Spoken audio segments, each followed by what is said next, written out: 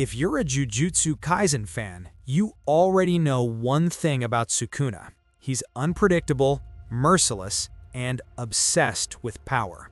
But there's one obsession that has left fans scratching their heads for years: his fascination with Megumi Fushiguro.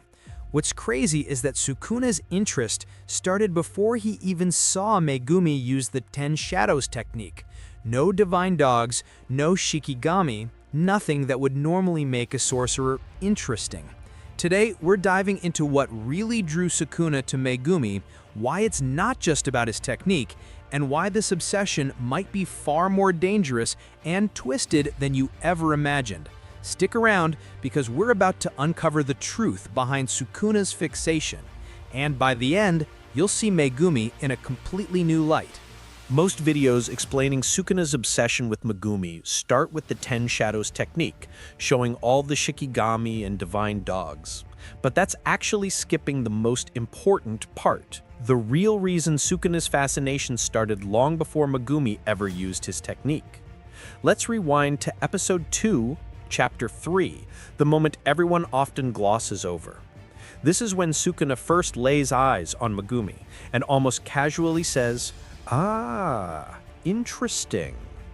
At first glance, it seems like just a throwaway line, a minor note about a young sorcerer. But here's the thing. Megumi hadn't even used the 10 Shadows yet. There were no shikigami, no summoning, nothing extraordinary about his powers at that point. So what made Sukuna interested? This is where most analyses miss the mark. Sukuna didn't see a sorcerer with flashy techniques or a special ability he could exploit. He saw something deeper, something in Megumi himself. From that first moment, Sukuna recognized traits he could work with, qualities hidden beneath Megumi's quiet exterior.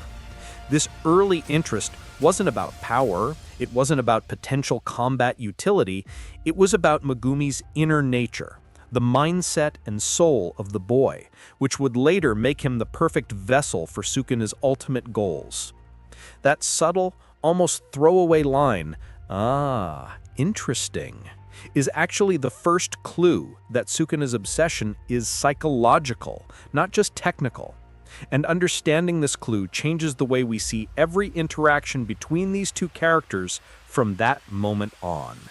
Here's where things get really interesting. Sukuna's fascination with Megumi wasn't about his abilities, it was about his soul. Early in Jujutsu Kaisen, the series makes it clear that cursed energy isn't just a measure of power.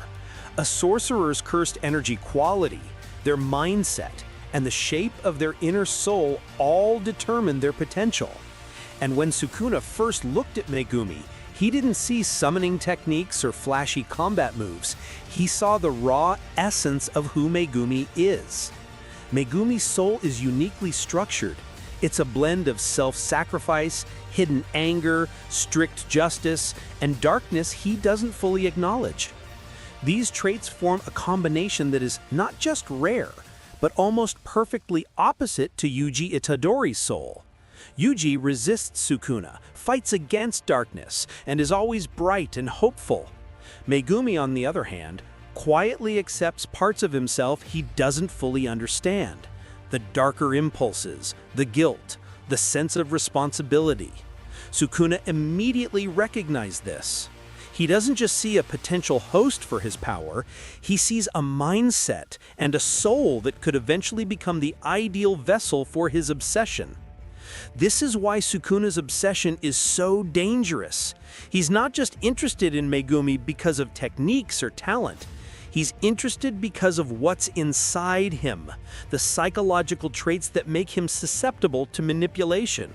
From the very first encounter, Sukuna knew that Megumi's soul could be molded, that his inner conflicts could be leveraged, and that one day, Megumi might act in ways that even he wouldn't anticipate.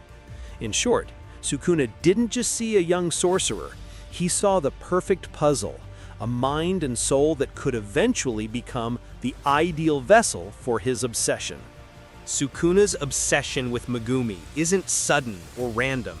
It's been carefully foreshadowed throughout the series. During the Shibuya Incident, Sukuna intervened to protect Megumi, not for Yuji's sake, not to help anyone else, but to ensure his potential vessel remained alive, a subtle but crucial step in his long-term plan.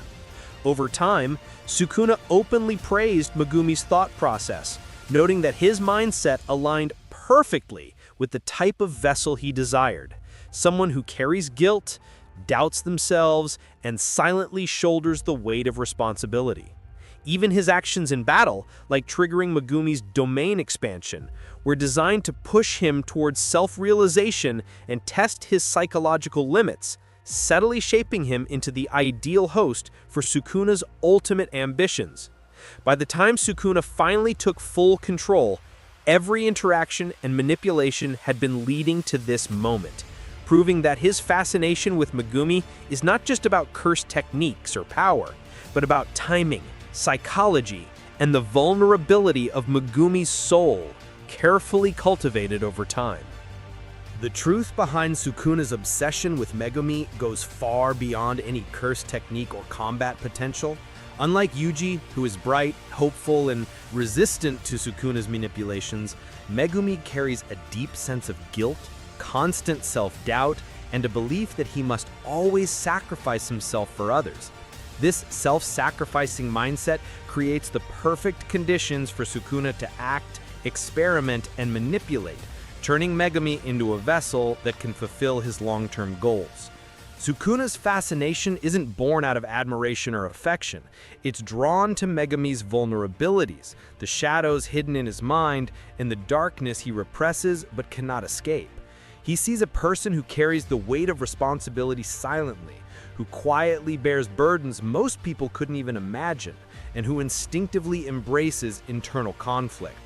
These traits make Megumi psychologically ideal for Sukuna, someone who could be pushed to the edge without breaking entirely, someone who could eventually make choices that align with Sukuna's ambitions without realizing it. Every interaction between them, from subtle observations to life-or-death interventions, is calculated to exploit these inner weaknesses. In essence, Megumi is not just a sorcerer with a powerful technique. He is a blueprint for Sukuna's ideal vessel. His willingness to sacrifice himself, his hidden anger, and the darkness he tolerates make him both a perfect candidate for manipulation and, paradoxically, the only person who might one day challenge Sukuna under the right circumstances. Sukuna doesn't seek raw strength. He seeks the perfect combination of mind, soul, and vulnerability. A human being he can push, mold, and utilize, all while testing the limits of what his vessel can endure. It's this intricate psychological dynamic that turns their relationship into something far more dangerous, twisted, and compelling than any ordinary battle of power could ever be. Here's where the story takes an unexpected turn. All of Sukuna's manipulations, all of his fascination with Megumi's weaknesses, and every carefully calculated move might actually backfire in a way no one saw coming. The very traits that make Megumi the perfect vessel for Sukuna, his self-sacrifice, his sense of responsibility, and his willingness to put others above himself, could also make him the only person capable of stopping Sukuna.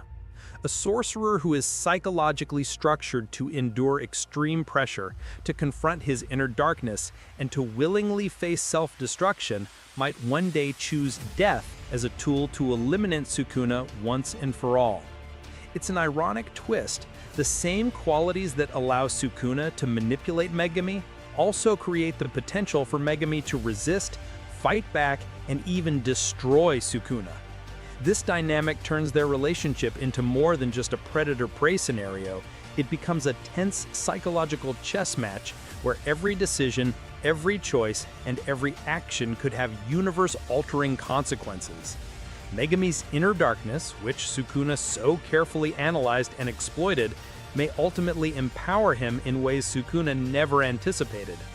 This twist doesn't just deepen Sukuna's obsession, it elevates the stakes for the entire story. Fans have long assumed that Megumi is simply a pawn in Sukuna's game, but now it's clear that the lines between vessel, manipulator, and potential savior are blurred.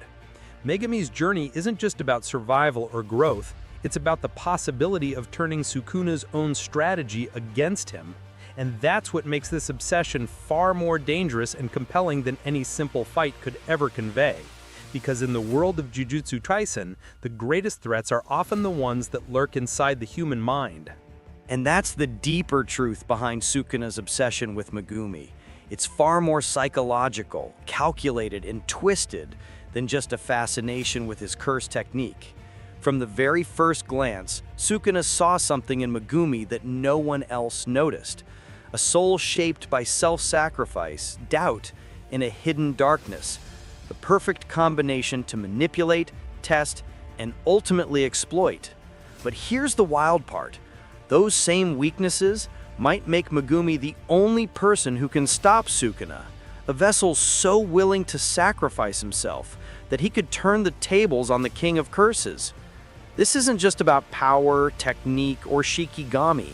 It's about mind, soul, and strategy, a battle that plays out in the spaces between thought and action.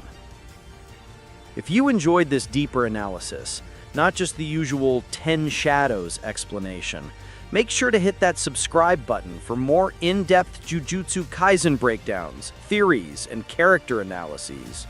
And I want to hear from you. Do you think Megumi will find a way to end Sukuna, or will Sukuna's obsession finally consume him forever? Drop your thoughts in the comments below because the discussion on this obsession is far from over.